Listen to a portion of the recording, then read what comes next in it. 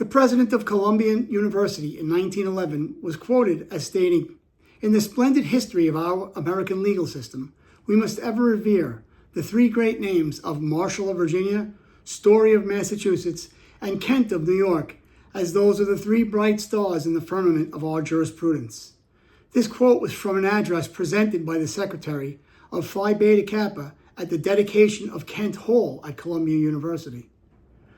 And that's at page 5 of the article. Notably, Kent was a Phi Beta Kappa chairman in 1817, and that's from page 2.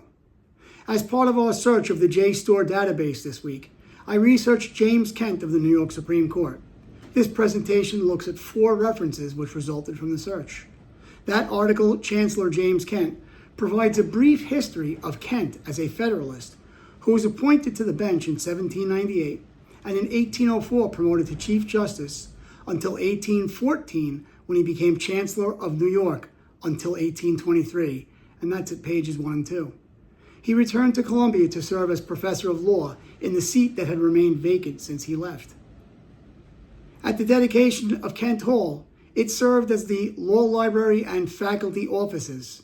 It now serves as the Student Services Center per the Columbia University website.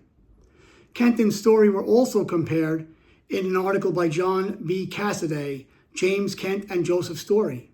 In that article, Cassaday describes the similarities of their careers on the bench and their publications, Commentaries of American Law by Kent in 1830, and Story's Commentaries on the Constitution of the United States. And that's at page 147. Cassaday highlights their careers and accolades throughout the article. But he cites the case of Ogden versus Gibbons on the issue of interstate commerce, which was decided by both of them, Kent on the New York Supreme Court and Story on the U.S. Supreme Court, noting that it is, quote, another evidence that state and federal judges may, as a general rule, be relied upon to declare the law as they conceive it to be, regardless of the party affiliations of the judges making the decision. And that's at page 152. Turning to the third person from the Phi Beta Kappa dedication, in the article Chancellor Kent, John F. Dillon compares Kent to no less than John Marshall, the renowned Chief Justice of the United States Supreme Court. Dillon notes that their, quote, preeminence remains down to the present, unquote, at page 257. The article again compares the lives of the two men as having been forged by the American Revolution and the ratification of the Constitution at page 257. Kent went on to the Supreme Court of New York in 1798, and Marshall on the Supreme Court of the United States in 1801, quote, at a time there was scarcely any record of our jurisprudence, national or state, unquote, at page 260.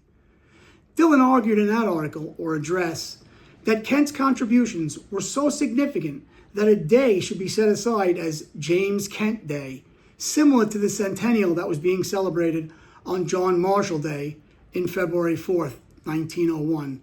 And that's at pages 258 and 264. In a more recent article from 1993, Carl F. Stitchin notes the difficulties and obstacles that Kent, and likely Marshall and Story, faced in his article, The Commentaries of Chancellor James Kent and the Development of American Law. He states, quote, thus to entrench the common law in America, Kent had to justify the importation of a system about which considerable skepticism and distrust was being expressed. At the same time, the enterprise of the common law, by its nature, demanded the application of precedent. It was here that Kent managed to reconcile on first examination what appears to be contrary positions, unquote, and that's at page 440.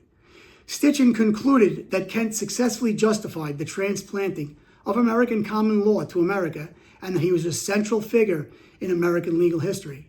As part of his conclusion at page 46, he writes, quote, most importantly, universality meant that rules were grounded in natural rights, and as a result, lawyers and judges assumed the role of interpreters and protectors of the rights of individuals.